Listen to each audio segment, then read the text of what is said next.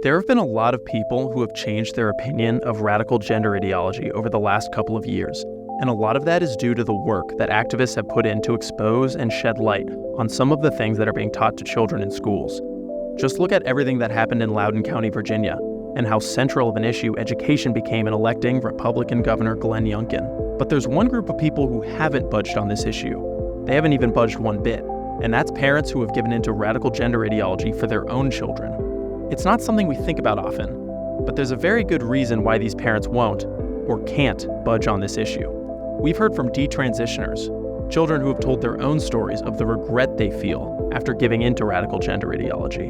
But we never hear from their parents. Why is that? There's one Irish journalist named Helen Joyce who's done incredible work on this topic, and she explains this phenomenon perfectly. There's a lot of people who can't move on this, because that's the people who've transitioned their own children. So those people are going to be like, the Japanese soldiers who were on Pacific Islands and didn't know the war was over. Right. They've got to fight forever. This is another reason why this is the worst social contagion that we'll ever have experienced.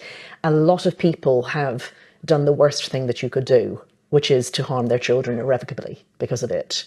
Those people will have to believe that they did the right thing for the rest of their lives, for their own sanity and for their own self-respect. So they'll still be fighting. And each one of those people destroys entire organisations and entire friendship groups. Like, I've lost count of the number of times that somebody has said to me of a specific organisation that has got turned upside down on this. Oh, the deputy director has a trans child, or, oh, the journalist on that paper who does special investigations has a trans child, or whatever. The entire organisation gets paralysed by that one person. And it may not even be widely known at the organisation that they have a trans child, but it will come out. Like, people will have sort of said it quietly, and now you can't talk truth in front of that person, and you can't. Because what you're saying is, you as a parent have done a truly, human rights abuse level of awful thing to your child that cannot be fixed.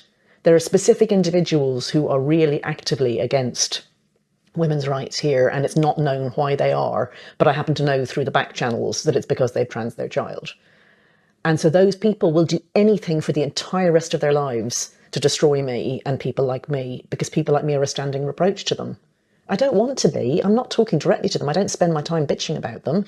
But the fact is that just simply by saying we will never accept natal males in women's spaces, well, it's their son that we're talking about. And they've told their son that he can get himself sterilised and destroy his sexual function, and women will accept him as a woman. And if we don't, there's no way back for them and their child. They've sold their child a bill of goods that they can't deliver on.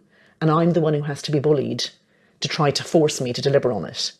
So those people are going to be the people who will keep this bloody movement going, I'm sorry to say, because they've everything to lose. And it's a fight to the death as far as they're concerned.